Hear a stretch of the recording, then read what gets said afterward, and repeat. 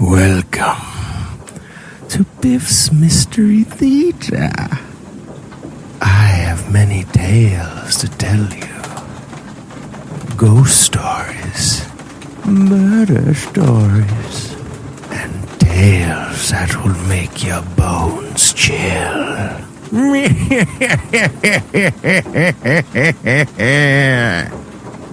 Join me, won't you?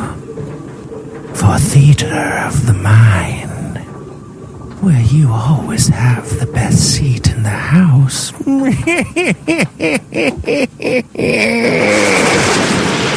Now close your eyes and turn off the lights.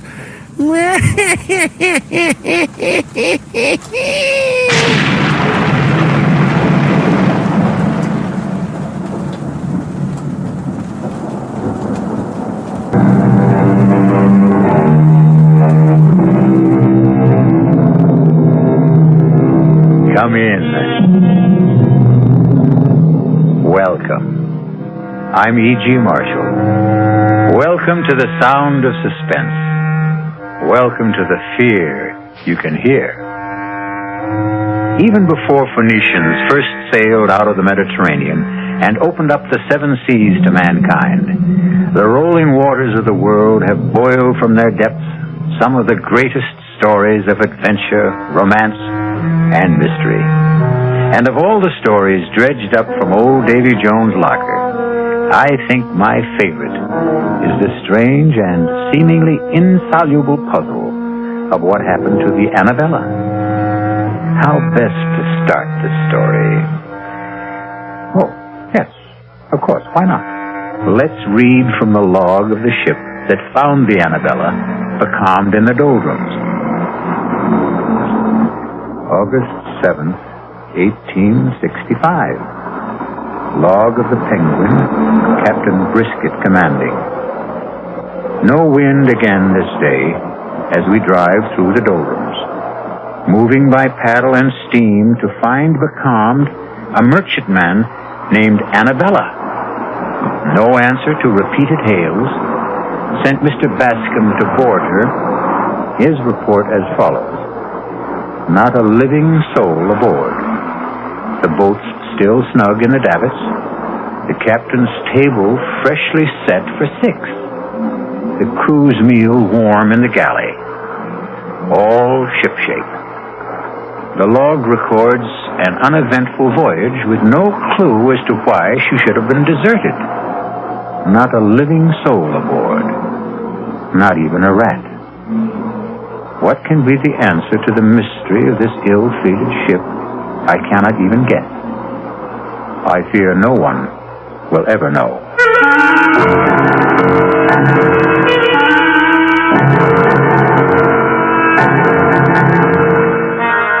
Our mystery drama, Sea Fever, was written especially for the Mystery Theater by Ian Martin and stars George Matthews and Brett Morrison. It is sponsored in part by the Kellogg Company, makers of Kellogg's Special K cereal, and by Anheuser-Busch Incorporated, brewers of Budweiser. I'll be back shortly with Act One.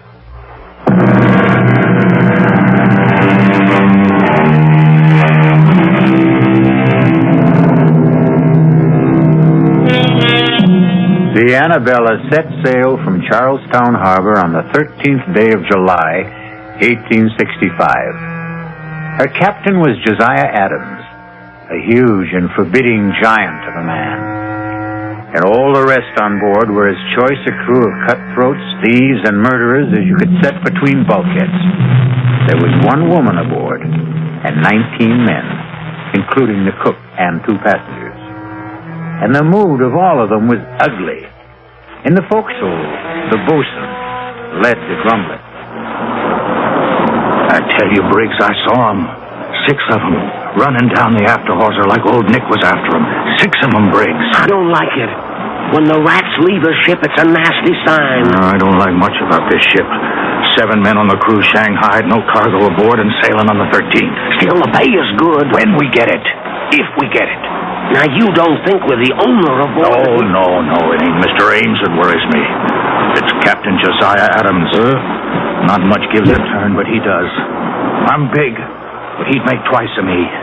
More like an ape than a man. Strong as one, anyway. Yeah. Or like a bull, as you might say, if the liquor hasn't rotted his vitals. He's got a scowl on him like the colic was at him. Colic? There's no colic that's eaten him. You ever seen him without his cap? How often does a forecastle hand see a captain bareheaded? What do you mean? It was when I piped Mr. Ames aboard. I went to his cabin to tell him the owner was on ship. He opened the door and I saw him. His head, bald as a white turnip, and his scalp as chewed up as the riptide off Chatham Light. I don't get you. They say he lost his last ship in Hudson Bay.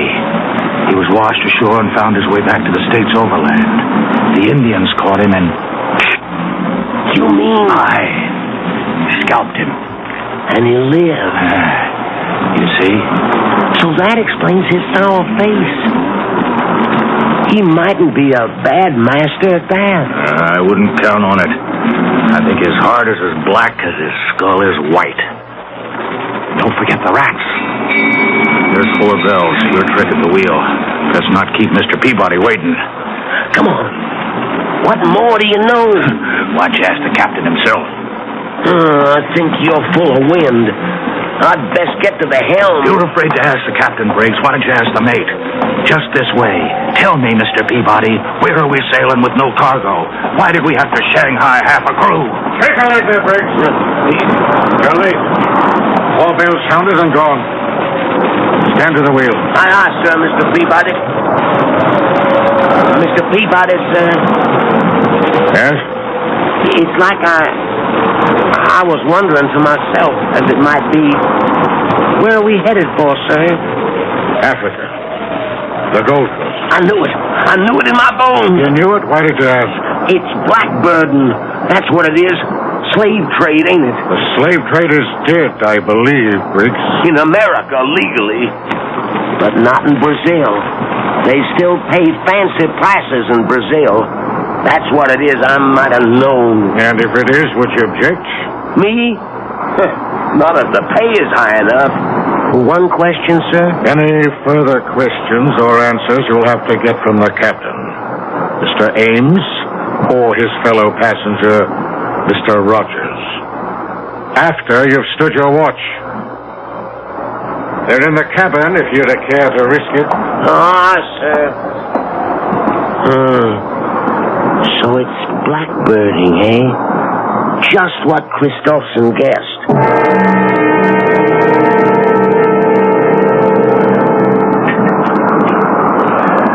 Wine, Rogers? Sherry from Spain. Sharpens the appetite before dinner. Something will have to wet mine. This miserable tub rolls like a horse in mud. Well, you'll soon get your sea legs. Small need of them I'll have where I'm going. You'll need them to get there. To the Gold Coast, Mr. Rogers. The Gold Coast. Heat and dust and flies and traffic in human bodies. Slave trader Rogers. A fine job for a fine gentleman. Would you prefer a prison cell? The past is dead. I stole from you and was caught. You let me choose whether to rot in jail in poverty or in Africa in luxury. I chose the second. Now, in heaven's name, let's forget the first. Gladly. More wine. As much as you desire. There's no lack of it. Mm-hmm. More than enough for the voyage. If the captain doesn't drink it. Captain Adams prefers a lustier brew. He must be the biggest man I've ever seen. And that head... I wouldn't refer to it in front of him. He's tender about that scalp plate. I wouldn't blame him. How he ever survived. Tribute to his magnificent constitution. The man is all steel. Not all. What? No, he has at least one soft spot.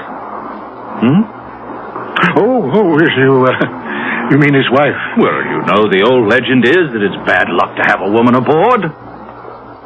A woman aboard? Are you trying to tell me that Mistress Adams is aboard this ship? Why, of course. I thought you knew. This is no place for a woman. Oh, damn it, Rogers, I won't have it. The woman must be put ashore. I want to talk to the captain immediately. If you want the captain, you'll find him on the bridge. How do you know? My reputation as a ladies' man, Mr. Ames, remember? I make it a point to determine first when the lady is available. You better be joking, Rogers. I wouldn't give that for your life if Captain Adams discovered you toying with his wife.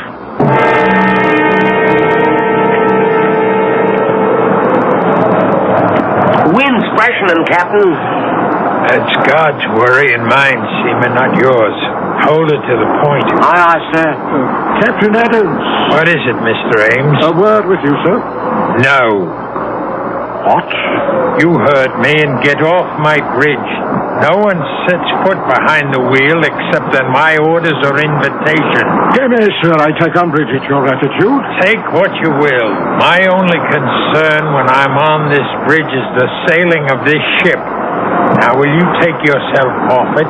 I'll meet you after the watch. 6 bells in the saloon, and you can have your word with me. I'm afraid that's not good enough, Captain. You forget... Good enough or not, it will have to serve. Now, will you go below, or do I have to throw you off bodily?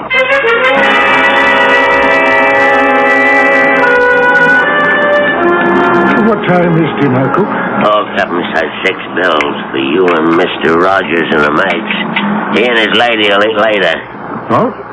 They don't join us? No, sir. Really? Neither one? No, sir. Curiouser and curiouser. Why is this lady so afraid for us to meet her? I couldn't care less. She won't be with us long enough to trouble about it. Well, still, it's intriguing. Whitey, you've shipped with the captain before. Is it always like this when his wife is aboard? Mistress Annabella has never sailed with the captain. Till this time. And this time will be a short voyage. Tell me, Whitey, what does the lady look like? Is she fair? Dark? Whitey, you talk too much. This is the last time I warn you. Now hustle those old bones of yours to the galley and tend to your own affairs. You want to know what my wife looks like, Mr. Rogers? Oh, a natural curiosity, surely? Then let me satisfy it. Once and for all, Annabella is as lovely as I am ugly. And we are not to meet the lady? No, we dine alone, tonight and always. One further word to you, Mr. Rogers. My wife is on board this voyage because I've decided that I will never go anywhere without her, nor will she go anywhere without me. We cling to ourselves, Mr. Rogers, and need no other companionship. I want you to understand this very clearly. You need have no fears for your wife's privacy. For by tomorrow, I want her off this ship. What? I'm ordering you to turn about.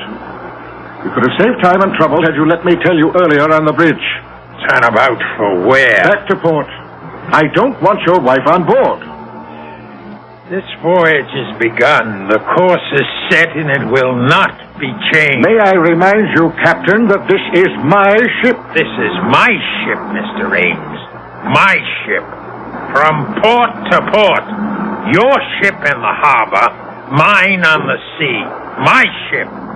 Here I give the orders.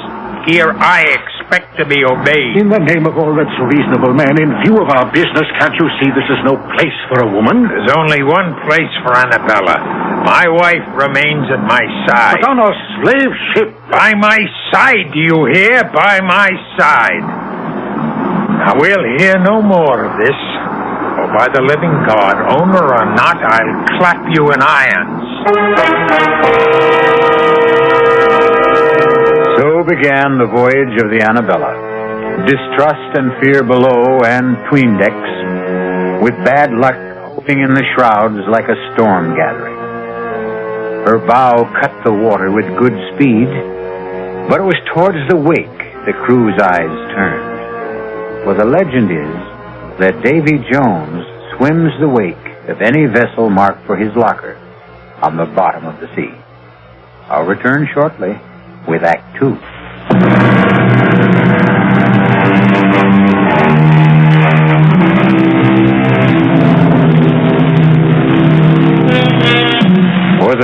week, the Annabella sailed southeast by south, beating down towards the tropics. The crew still grumbled, and Rogers strove to drown the irresistible temptation to try and catch a glimpse of the captain's wife by drinking steadily. Two things served to deter him: the captain's wary vigilance and his fear of the sheer brute strength of the man. But once the ship veered due east and the mounting seas demanded more and more of the captain's time on deck, Rogers' courage and desire began to grow.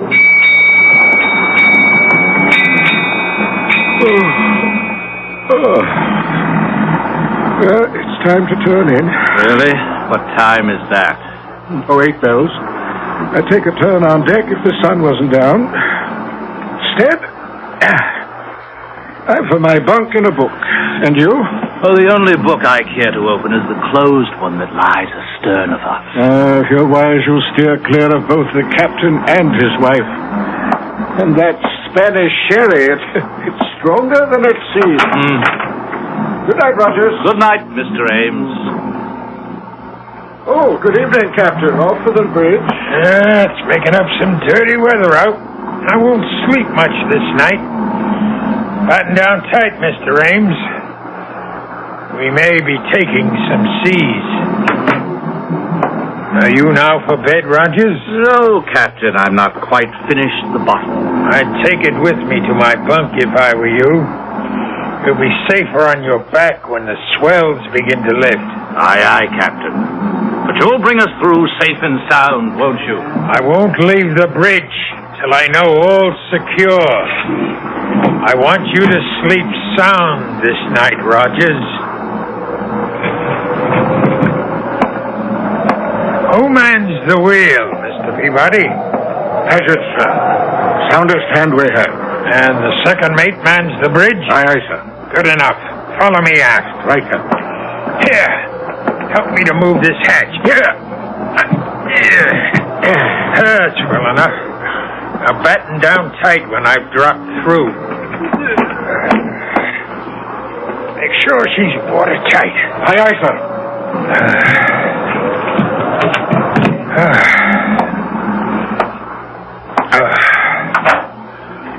Who's that? Who's there? Oh, Josiah.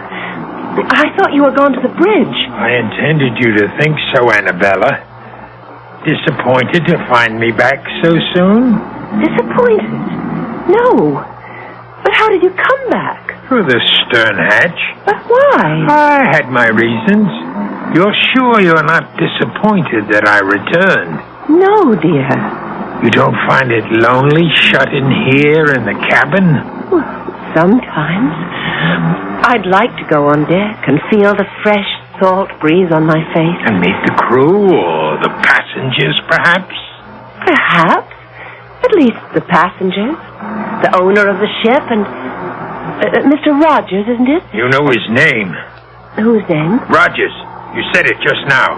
How did you know his name? But you've mentioned it to me yourself, Josiah. How else would I know? And you love me, don't you? Of course, Josiah. And you'll never leave me? Never. Oh, forgive me, please, my dearest. You mustn't mind my jealousy. That Rogers, I see that look in his eyes. A hunger. A burning hunger for the sight of a woman and the feel of her body beneath his hands. Annabella, you knew his name. If you've been deceiving me... I've never even seen the man. How can you accuse me of ever forgetting I'm your wife? How can... What is it? Someone's coming to the cabin. Who is it? I don't know. Who is it? Josiah, what's in your mind? Whoever it is, I swear Go in the inner cabin. But you... Do as I say. Very well, Josiah. Mistress Adams, are you alone? Come, I know you are. I saw the captain off to the bridge for the night. Will you allow me to introduce myself? Thomas Rogers, gentleman, at your service. Can I persuade you to share tonight's vigil and join me in a glass of sherry? Oh, how kind of you. The sight of a pretty face. A pretty face, Rogers? Captain Adams. Mine was not the face you expected to see. Oh, you see, I thought you'd gone to the bridge. So you did. Won't you come in? Well, I think said come in. You wanted to meet my wife, didn't you? Well, yes, I must... But not with me present, right? Believe me, Captain, you do misunderstand. Oh, no, Rogers. The misunderstanding is all yours. Your first sea voyage, you said. You should have said your last. No, in the name of God, my wife. Do you hear me? Mine, and no one shall touch her but me. No one will take her from me. No one. Josiah, what happened? I heard... Oh, you killed him. Should have snapped his neck like a chicken. I wanted him to suffer. But how could he? He was nothing to me. No one shall have you but me. Josiah, aren't you afraid? Afraid? The owner, the crew, everybody on board. When they find They out... won't find out. No one knows he's here. He'd make very sure of that. His body will go out the stern window and into the sea. Men have fallen overboard on a rough night like this, especially drunken men. No one will know what happened to him except you and me.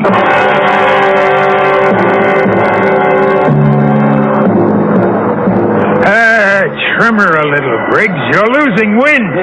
Bring her nose up, man. God, rot you for a clumsy fool. Here, let me have the wheel. Aye, sir. Your eyes, you've lost way on her. Sorry, Captain.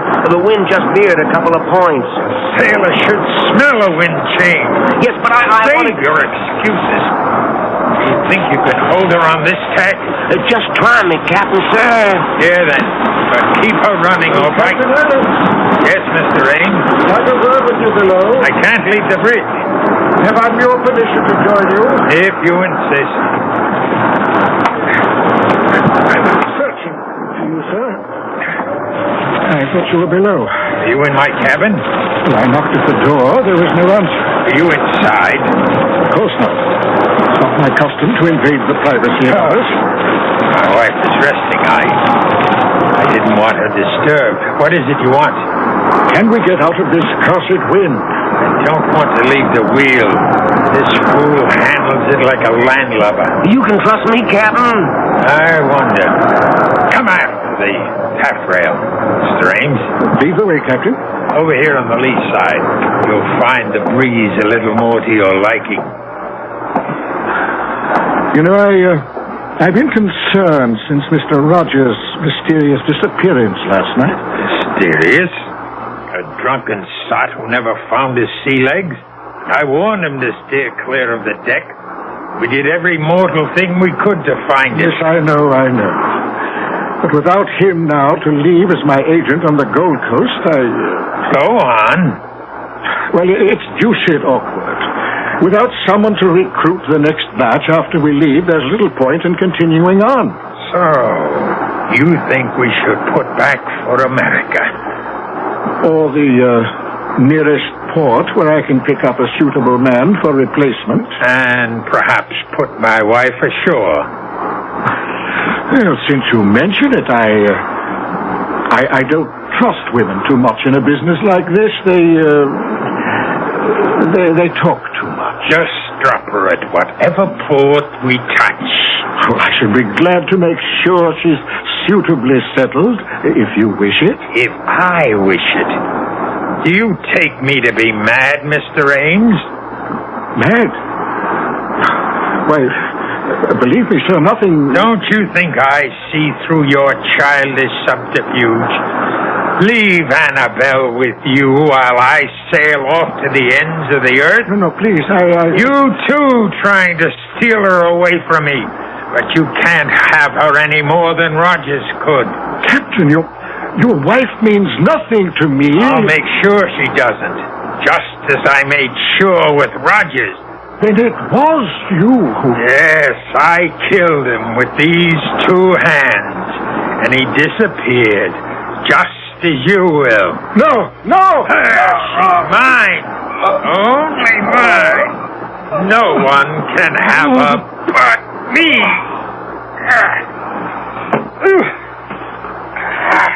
Into the sea, Ames, like Rogers.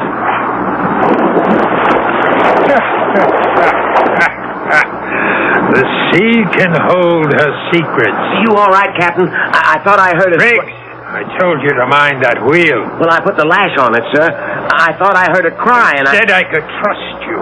Well, you can, sir. Where's Mr. Ames? He's left. Why? Well, it was just that I thought I heard a splash, and... Oh. You can trust me, sir. No, Captain.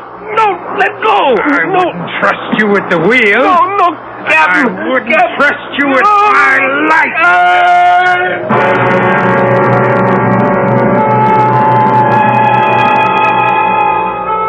2 more overboard. 19 men the Annabella sailed with, and now there were 17. Evil men, all of them. And Davy Jones swam the wake, waiting for them. For the captain, mad with imagined jealousy, had crossed the line of sanity. His obsession convinced him that he would know no peace till everyone on the Annabella was gone, save himself and his wife. I'll be back shortly with Act 3.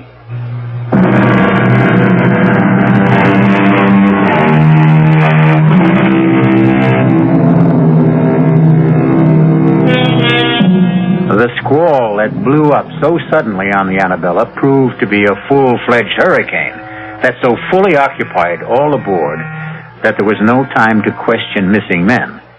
Indeed, 2 other hands were blown out of the rigging or shaken loose before the Annabella found calm waters in the eye of the storm. Now again, discontent grows in the forecastle. The talk of a haunted ship resumes. The word mutiny is on everyone's lips.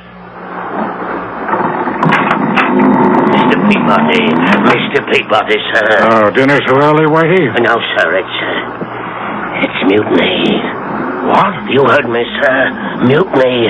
And about to break out. Oh, Whitey, forecastle grumblings. You know it's all talk. They wouldn't dare. Mr. Peabody, sir, I've been at sea, man and boy, for over 60 years. I know when it's talk. They say the ship is cursed. Who says? The bosun, sir, Christopherson. He says he saw the rats leave the ship before we sailed. And for an old wives' superstition, he's ready to mute. It's a great deal more than that. There's 5 men lost already. I'm aware of that. And most of all, it's the captain's wife. Bad luck with a woman aboard, particularly one that he keeps it away. Well, do they expect the captain to parade his wife in front of common seamen? No, sir, but they wonder. Wonder what? Some say she's a witch, that she's ugly as sin. And some say she's sick of the smallpox.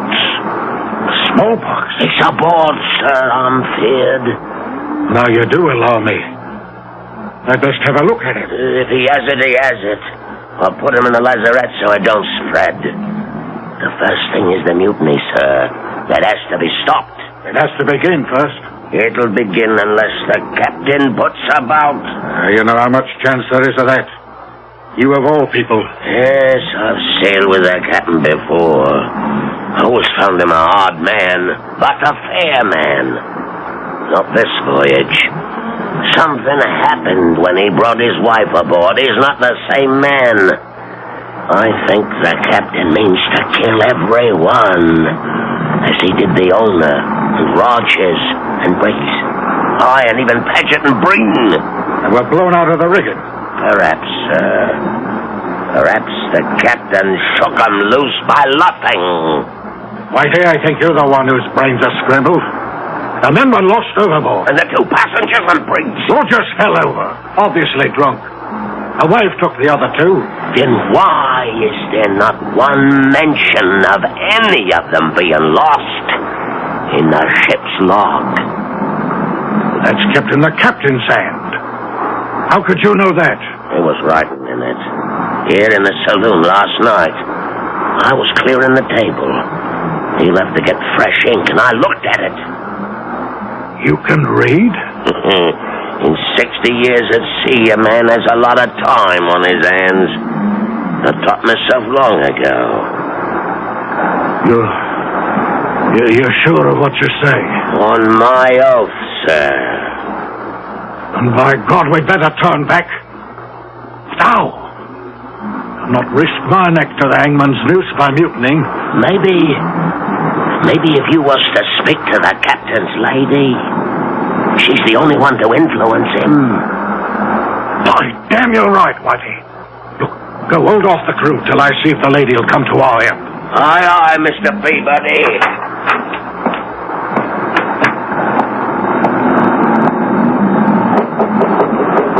Mistress Adams? Mistress Adams? It is Mr. Peabody, first mate under the captain. Can you hear me? Mistress Adams? I wouldn't disturb you, but the matter's urgent. Mr. Peabody, may I ask what you are doing? Captain, I wanted to talk to your wife. My wife is indisposed. She's a poor sailor, and these last days have worn her out. How dare you disturb her? I felt the matter urgent. Attend me in the saloon, Mr. Peabody. First, let me see to my wife. Aye, sir.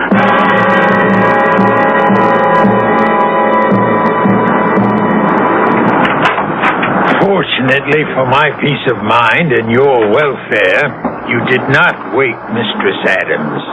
Now, why did you wish to see her? Well, I didn't think you'd be willing to bring the ship about and head for home. You're quite correct. I would not. Feeling sure of that, I hope to enlist Mistress Adams' aid in persuading you to change your mind. That was the only reason you chose to disobey my orders? That no one was to approach my wife? What other reasons? What other, indeed? Why would you be so anxious to turn for home, Mr. Peabody? Because otherwise you face a mutiny, Captain. Mutiny? Ha ha! Aye, damn. I could ask for nothing better than to cut down some of the forward scum. If I didn't wear my pistols at all times, I'd have a knife between my ribs before this. Mutiny, eh? And if they do, where do you stand, Mr. Mate? I'm an officer, sir, but unarmed. We'll remedy that. Fetch the second mate while I break out the arms. Then we'll muster the crew on deck and have this out. Aye, sir. What about the bosun? The bosun? No. I won't put firearms in his hands. The three of us can stand them off. Turn back, for a pack of lily-livered swine. I'll see us on the bottom first. Now hark to what I tell you. This voyage can make us all rich. No owners split now. The profits are all ours. Sail on with me to Africa, and we'll all reap our reward. Aye, Deep Sixth and Davy Jones's locker. Speak for yourself, Mr. Christopherson, or all. Or for both. This ship is cursed. Turn back and we'll make it happen. You question my orders? I say to hell with your orders. Mr. Peabody, sir, you know what's happening aboard this ship. We'll sail under you. Will you stand by us, sir? Well, Mr. Peabody, where do you stand? You see where my pistol is aimed, Captain? At me. I suspected something like this when I found you below at my cabin. What would you do now? I'll ask for your pistol, sir. I'm taking over the ship. But I guarantee you safe conduct home. And my wife? Your wife, too, of course. And if I refuse? Don't make me pull this trigger, sir. That's just what I intend to do. Don't come any closer. You fool! Do you think I'd have handed you a loaded gun, knowing what was in your mind? Punishment for mutiny is death. Well, who's next? Who else wants to go on trial? I thought so. We'll smell the wind. The hurricane's coming back. To the rigging, all of you, and reef sail or by heaven. Reef them yourself, old baldhead. We've taken a lot of slaughter from you, you murdering devil. Go back to your cabin and tell your wife. I warned you, Christopherson. Captain Josiah, some are armed. You should never have started this. Never started it. It's just what I want. I want to be rid of you scum. Now I have my chance. Turn back to where I will lose Annabella forever. Never! Never!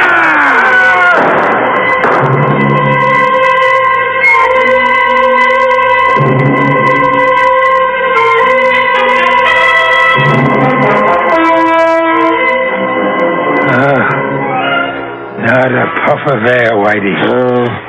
In the wake of the storm, we'll lie here wallowing in the doldrums for God knows how long. It's as well, sir. There's scarcely enough men left to sail the ship. Well, what there is dog-tired and half alive. How many left? Timmins died this morning. 4 killed in a mutiny. 1 more lost overboard. And Rudge, who died in a fall from the crow's nest. That leaves 5, sir. Are they counting you, Whitey? You're counting me. 5 of you still between us.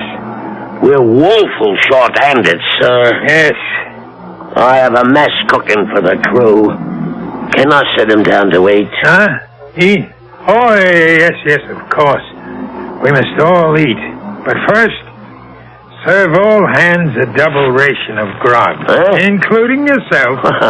I'll put a cask of rum out in the saloon. Oh, sir. Before you serve the crew, though, set the table in the saloon. Yes, sir. For 6. For 6, Captain? Certainly. The passengers, the 2 mates, myself, and my wife. Oh, at last, my darling, I can bring you to the table as befits a captain's wife, for they're all dead. We have nothing to fear from them anymore. Only 5 left, and they'll be gone soon, Annabella. You understand, don't you? It's all to keep you, to hold them from taking you from me, beloved, to hold you forever. Josiah? Anne, what are you doing on deck? I'm looking for someone I once knew. Who? Josiah Adams. You? But I'm here, Annabella. Here. If only you were. The Josiah I knew. I still am. With the blood of all those men you killed on your hands. They stood between us. And the ones that were left, whose drinks you poisoned, who are dying now. I had to kill them so we could be together always. Don't you see? That's what's tearing us apart. What were any of them worth to deserve to live? Blackbirders and thieves, riffraff and murderers. They stand between us no longer. Only one thing stands between us, Josiah. Why are you too blind to see? No, Anne. No, I took you from America with me. We can be safe on the other side of the world. I can sail the longboat, just the 2 of us across the seas. We can scuttle the ship. And even if she were raised, no one would know her secrets. I've kept the log as though the voyage was calm and uneventful. Let them find the ship. We'll be gone. Tonight, at last, you can dine at the captain's table, as you always should have. And then we'll sail away. No, Josiah. Search your heart, and you know it can never be. It's all a dream. It's all a dream. Never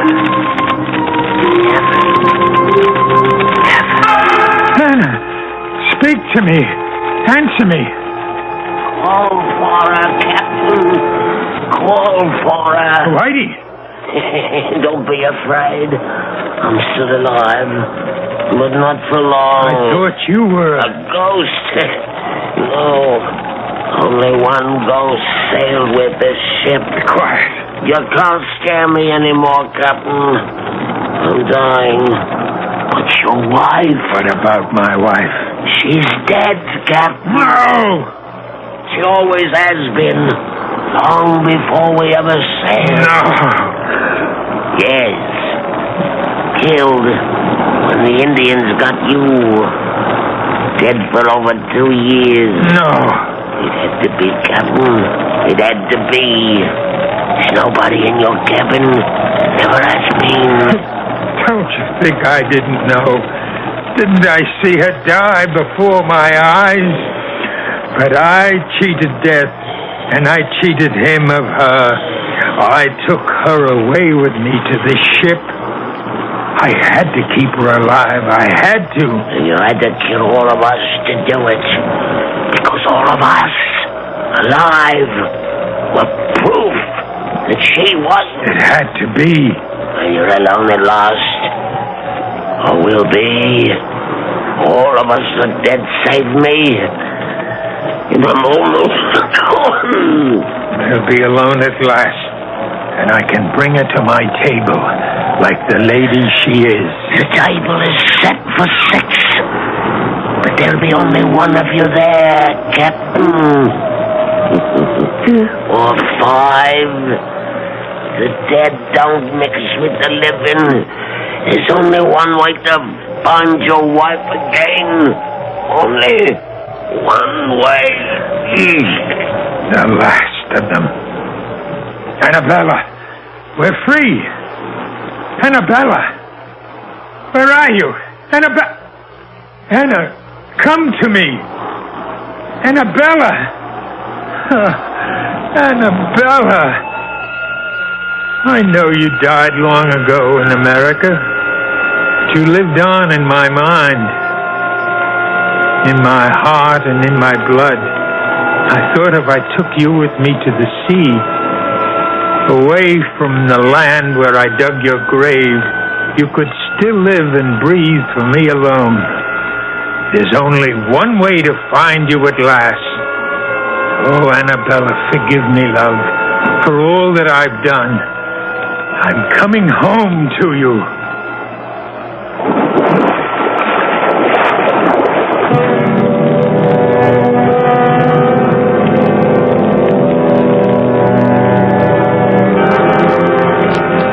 "19 men sailed with the Annabella, and 19 men went to the bottom of the sea.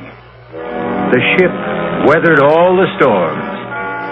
But then, a ship is a woman, which only goes to prove that on land or sea, the ladies have the better instinct for survival. I'll be back shortly.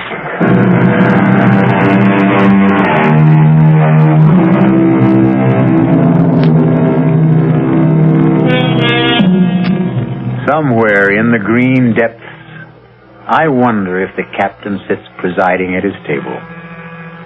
But if he does, there's at least one empty seat. For Mistress Annabella died on land. She'll never come back to the sea, or him. Which seems fair enough, wouldn't you say? He didn't exactly deserve a happy ending. Our cast included George Matthews, Brett Morrison, Marion Seldes, Leon Janney, and William Redfield. The entire production was under the direction of Hyman Brown. Now, a preview of our next tale.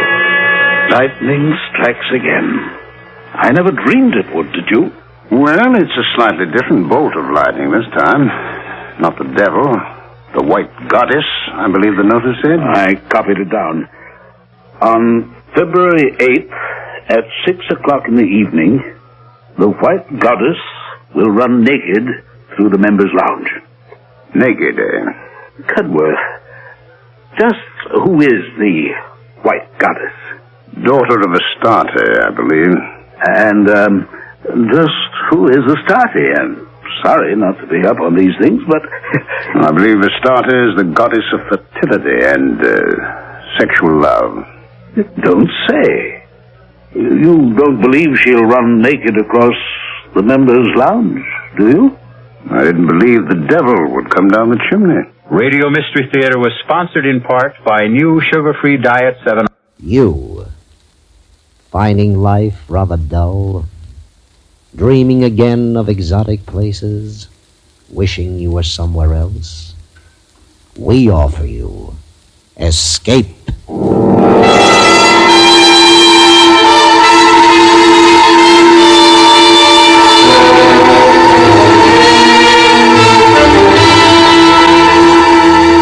Escape with us now to the LOC and the story of a man who fought the entire Japanese Navy with an ancient submarine and an untrained crew, as Alec Hudson tells it in his exciting story, Up Periscope.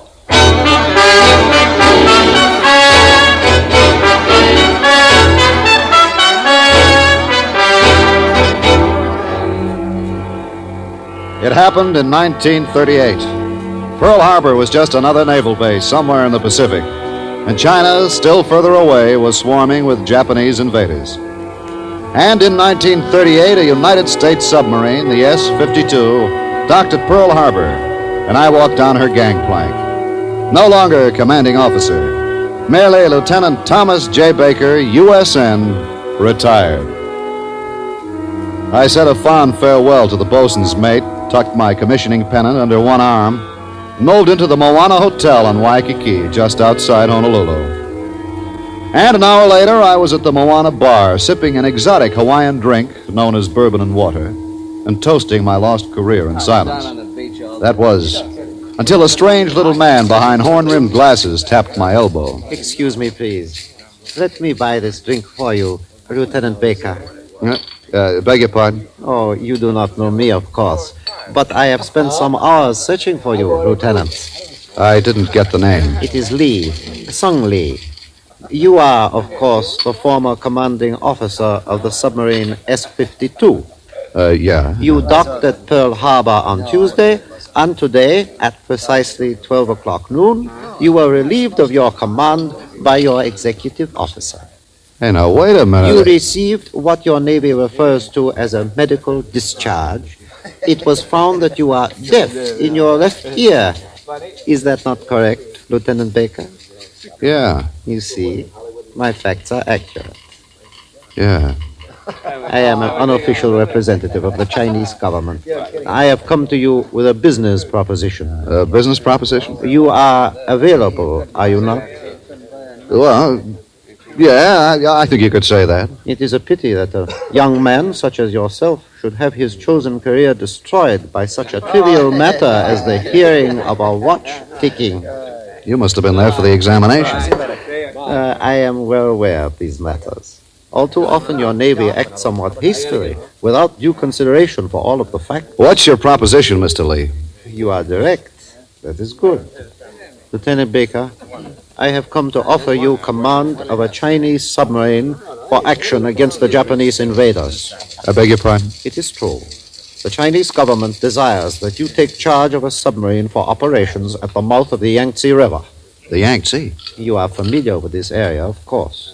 Then perhaps you would consider the following terms. We will pay you $1,000 each month, plus your expenses. In addition to this amount, you will receive a bonus. Go on, Mr. Lee. A bonus of $50,000 for each major Japanese ship you might sink. $50,000. That is correct.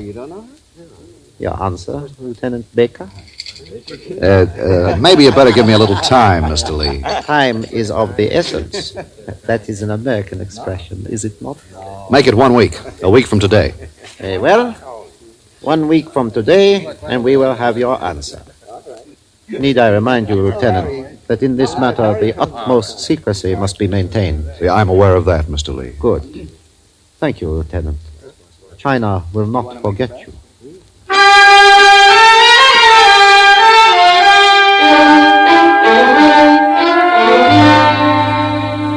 The market for slightly used submarine officers was at low ebb in 1938. So a week later, I met with Mr. Lee and 3 elderly Chinese. I made a counter-proposal that I be allowed to hire 3 key men of my own choice as assistants. Mr. Lee and friends agreed, and I found myself promoted.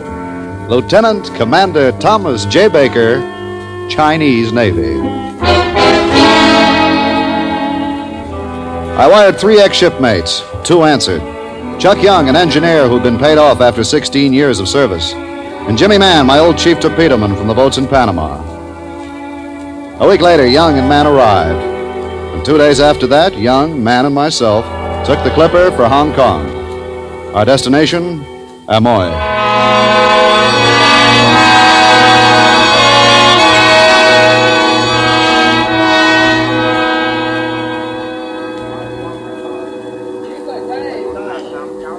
On the decks of Amoy, we were met by a bright-looking young man in a light blue gown and a black silk Chinese cap. He introduced himself. You are Captain Baker, is it not correct? I am Wong, your first officer. How do you do, Wong? This is our engineer, Chief Young. Yeah, howdy. And our chief torpedoman, Jimmy Mann. Glad to meet you, Mr. Wong. With deepest gratitude and humility, gentlemen. Yeah, thanks. Yeah, sure thing. If you gentlemen will follow me now, I'll show you your quarters. This way, please. Hey, Skip, what does he mean, show us to our quarters? I don't even see a boat. You see a Chinese junk port side to up ahead? Yeah, sure, but who signed up for a junk? I thought we was back in a pig boat, maybe. Open your eyes, man. It's a decoy. Sub's under that straw and bamboo. What is this, a game? They're fighting a war over here, man. That means Jap bomber patrols. Oh, I get it. Congratulations. Stow it. Here comes one. Will you step aboard now, please? All right. Okay. Yeah, thanks, sure thing.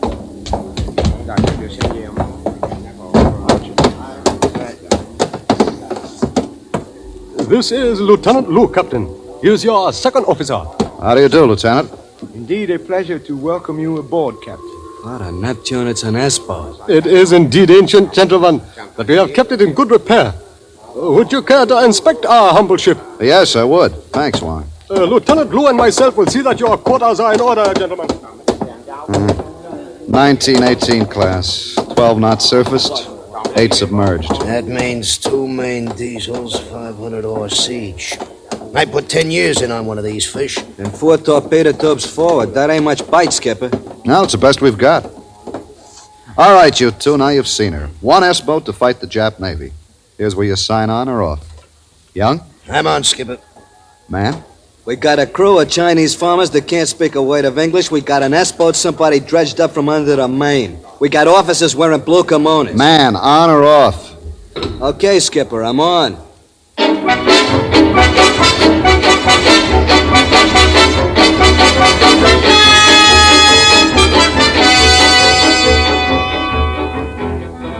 Man was right about the crew. Outside of Lu and Wong, not a man among them could understand even pidgin English. One thing about our Chinese S-boat was universal: the smell. The smell of fuel oil and acid and humans at work. And we worked around the clock.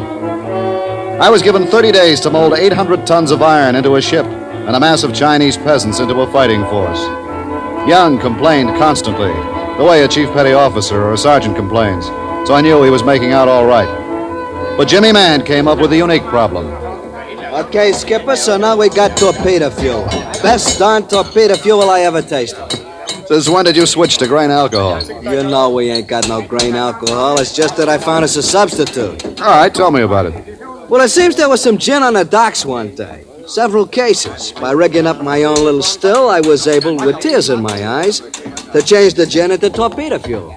Well, I'll see if the Chinese government hasn't got a spare Navy cross. Just call me Kentucky Jim Mann. We're serving old torpedo in a galley. I made an itemized list out on the Chinese S-boat. It showed no deck guns, sound gear worse than useless, no fire control system for firing the torpedoes, and no flood control. Then one day toward the end of the month, Chuck Young brought up the real problem. I tell you, Skipper, it can't be done.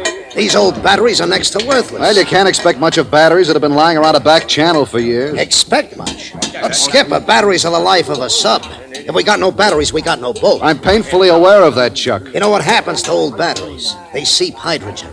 One of these days, we're going to be submerged, and the hydrogen is going to start leaking out, and wham! We'd blow up like a Chinese firecracker. Then we'll have to be cautious. Cautious? With hydrogen? You can't see the stuff, you can't hear it, you can't smell it. Something makes a spark, the whole boat blows sky high. All right, Chuck, have you got any suggestions? Well, outside of forgetting the whole thing. Yeah, that's what I thought. Now get your engine room in order, Chief. We're sailing for the Yangtze tomorrow.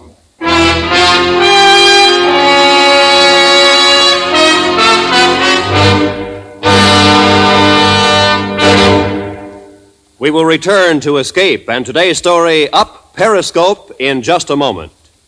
Did you know that for only $10 you can supplement the food rations of a family of 4 for a whole month? Just send that $10 to CARE, spelled C-A-R-E, New York. CARE guarantees delivery of its packages to 11 different countries in Europe, as well as to India, Israel, and Japan. Don't forget to include your name and address and the name and address of the family you want to receive the CARE package, because CARE is a person-to-person, international goodwill service. And now, back to Escape.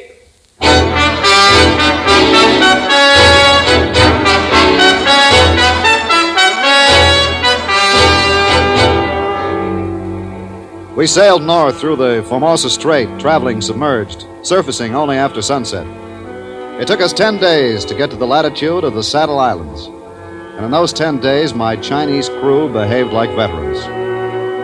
Just north of the Saddles, we took up station across the most probable route of the convoys coming down from Japan.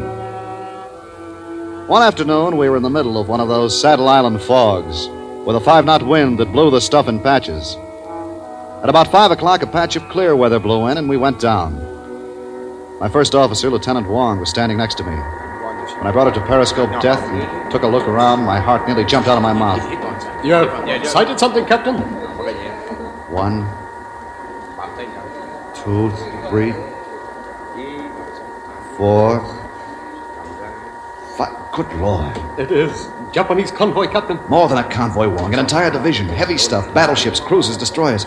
Here, have a look. Yes, Captain. It is as you say. 4,000 or 5,000 yards. They're lying stern to. They're anchored, waiting for the fog to lift. Wong, stand by to submerge. But, Captain, an entire Japanese fleet... Well, what do you think we're here for? Down Periscope. Signal General Headquarters. We're going down to attack.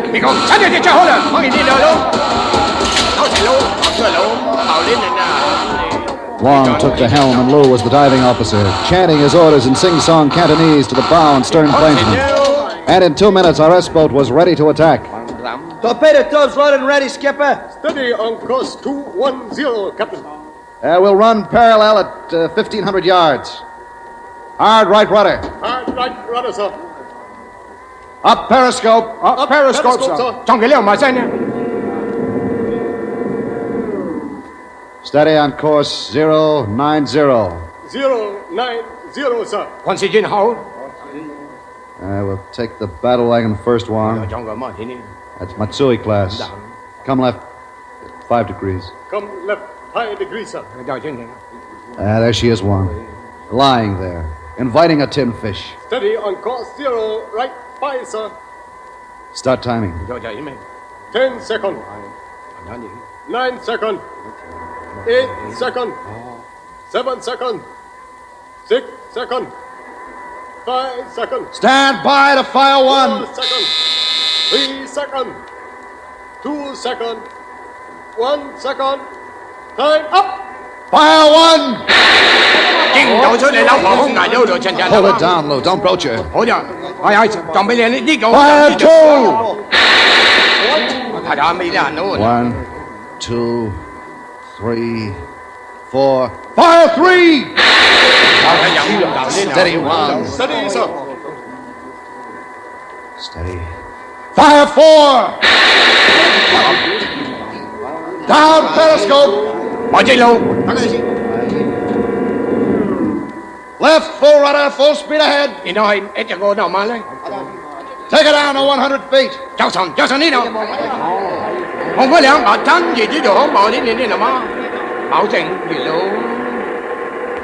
Come to course 340. 340.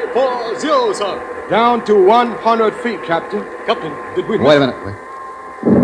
Skipper, it's a hit. 2.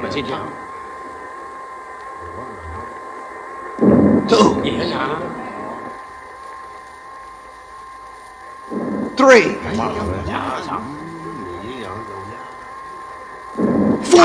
hits. 4 out of 4. 4 tin fish in a battle wagon's guts, Jimmy, huh?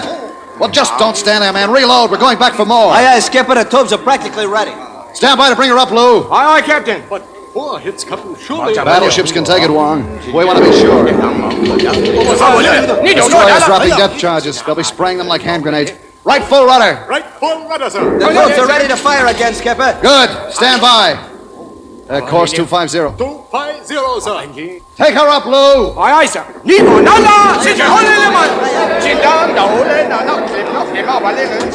I had time for one quick periscope exposure, and it told me everything I could want to know. The Jap battleship lay on her side, her rail under. She was sinking. On the horizon, a group of destroyers were depth charging the daylights out of some innocent fish. The fog was drifting in. It would be dark in half an hour. Now, there was no use wasting another torpedo on the battleship, and the destroyers were too tough to hit. I had 6 torpedoes left, and I wanted to save them for the big boys. I let Wong have a look through the periscope. Oh, the battleship. We'll sink battleship. Wait until we report this to our leaders. We aren't finished yet. Hey, Captain, look, quickly. Another big ship, close to us. Let me have it. It's a cruiser. 10,000 tons at least. All right, sailors, there's our next target. Left full rudder. Left full rudder, sir. Stand by to fire 1. Yeah, we'll have to gamble this one, Wong. Yeah, I guess it's speed at 30 knots. Course 260. We'll take a 90-degree track. Down periscope. Full speed ahead. Full speed ahead. Wong, start timing. 10 seconds. 9 seconds. 8 seconds. 7 seconds. 6 seconds. Just at that instant, a Jap destroyer passed over us going like a shark after Barracuda. But it was too late to stop now. 1 second. And I gave the word to fire 1, then 2, then 3, then 4. We headed down, fast.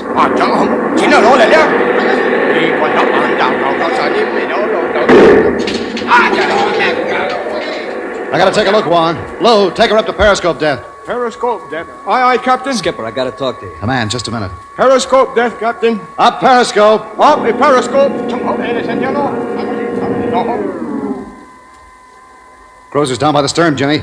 We got her. Captain, listen to me. The fog's coming in again. Captain's cell number 72 has reversed itself. The storage batteries are going out. Well, rip up the battery decks and get those jumpers across. I'll hold her speed down as low as possible. Right, Skipper. Take her down to 100 feet. Captain, to periscope. Destroyer bearing down on us full speed. Let me look. Forget the batteries. Full speed. Take her down, Lou. Take her down. Crash dive. Crash dive. Captain,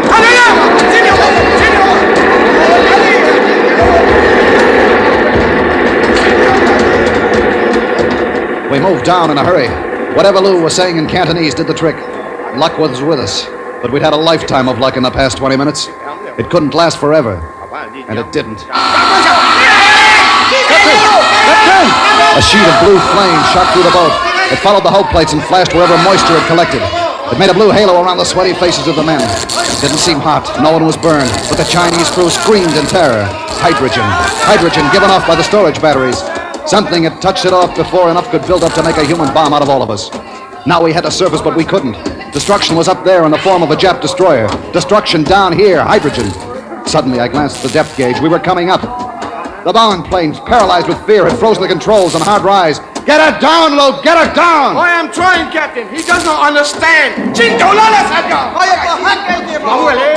We're breaking surface, Captain. I cannot free the man from the controls, Captain. Captain, through periscope. Destroyer bearing down.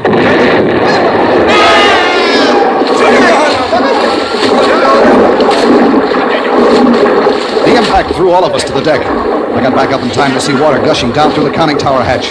A direct hit. A silver structure destroyed. Close all watertight doors. Secure the hatches.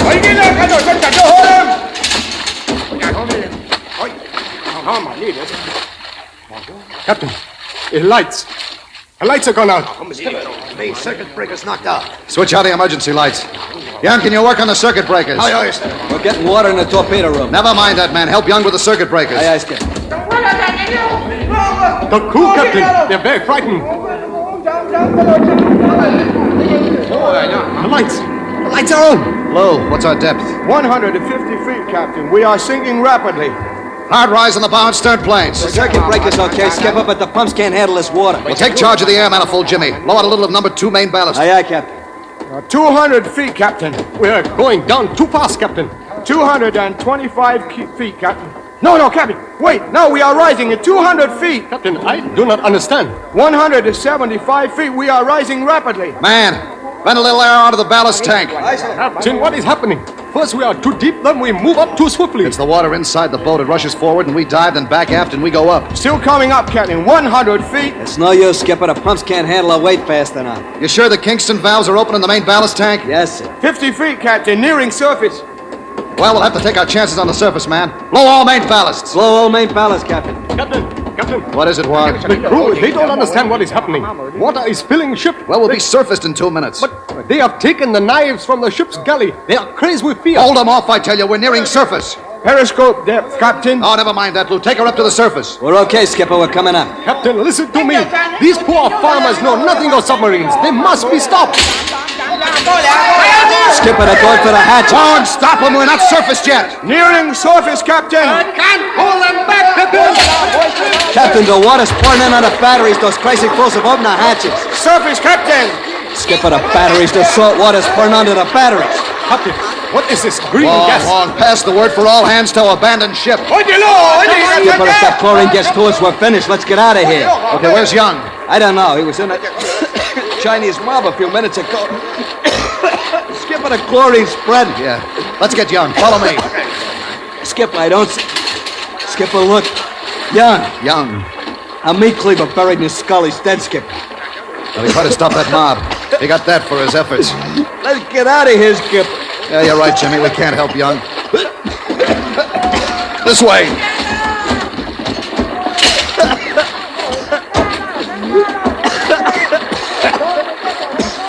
You okay, Jimmy? Sure thing, Skipper. Those poor devils forgot to take their life jackets. We can't help them, Skipper. They brought it on themselves.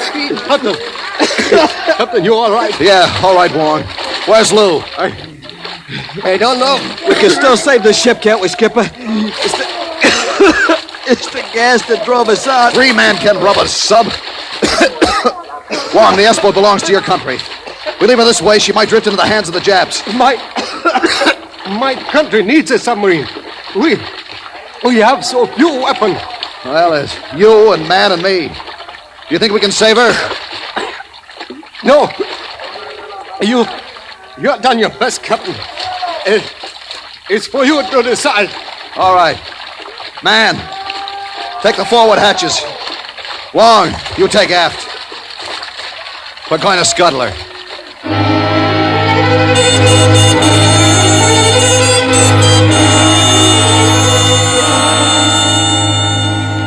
We scuttled the S-boat. Wong, Man, and myself. Then we drifted apart in the black, muddy Yangtze River.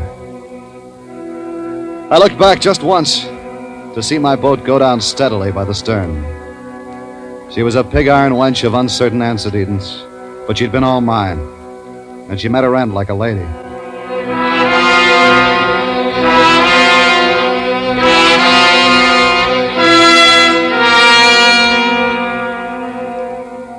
The last thing I remembered was the black water in the night. When I regained consciousness, I was aboard a Chinese fishing junk. And with the fish, I was delivered the following day to Ningpo.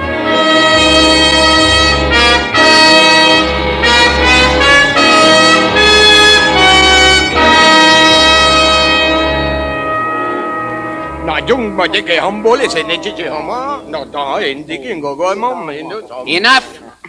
Gentlemen, you must contain your emotions. This man, this American, must be tried fairly. As fairly as he has sunk our submarine. Do not forget that, worthy one. You have heard his story. It is now up to us to believe it. But you haven't heard my story. You've kept me locked up in your filthy jail for 2 days. You haven't let me wire my government. You haven't let me do anything. Please, Lieutenant. you are making this most unpleasant. Indeed, we have listened to your strange tale. You yourself have admitted ordering our noble submarine to be sunk. Yeah, but what about the rest of it? The Jap battleship we sunk in the cruiser? Surely, Lieutenant, you are not still portraying yourself in this ridiculous, heroic fantasy. But I tell you, we sunk them, a battleship and a cruiser. Then we were forced to abandon ship. Ask the Japanese. They'll tell you we got two of their major ships before they got us.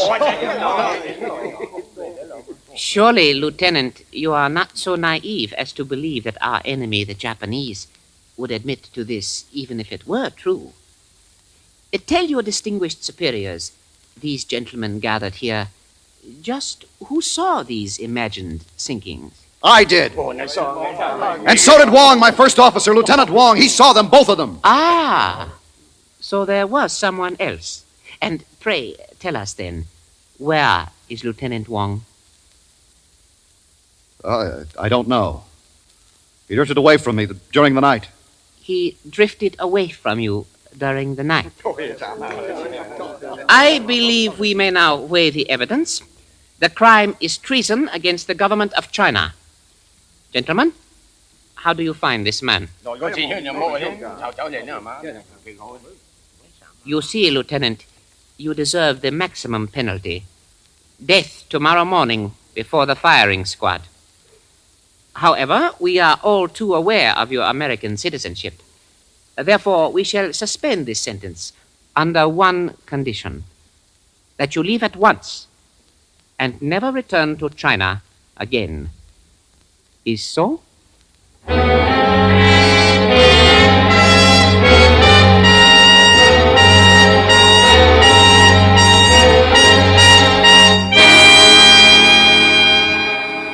So I left China.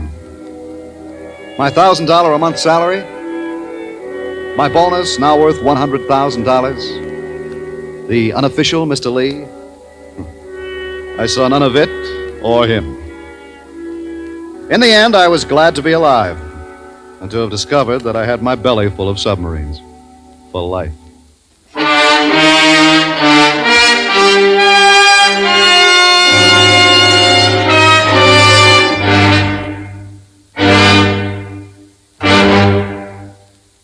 Under the direction of Norman MacDonald, Escape has brought you Up Periscope by Alec Hudson, especially adapted for radio by William Frug, and starring Hy Averback.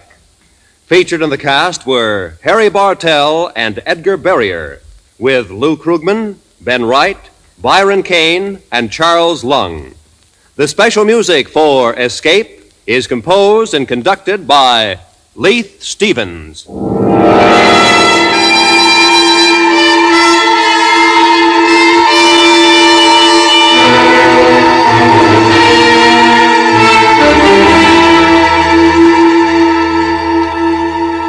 Next week, escape with us to England and the story of an innocent man caught up in a murderous web of international intrigue, as Geoffrey Household tells it in his exciting new novel, A Rough Shoot.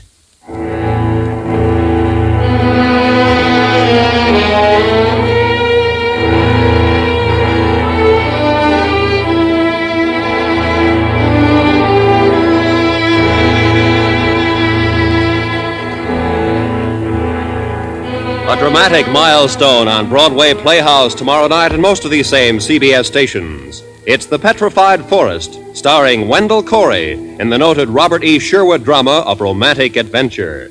For a listening treat, be sure not to miss The Petrified Forest on CBS Radio tomorrow night.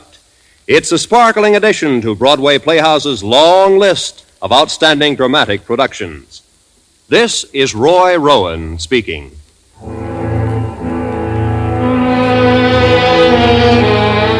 This is the CBS Radio Network.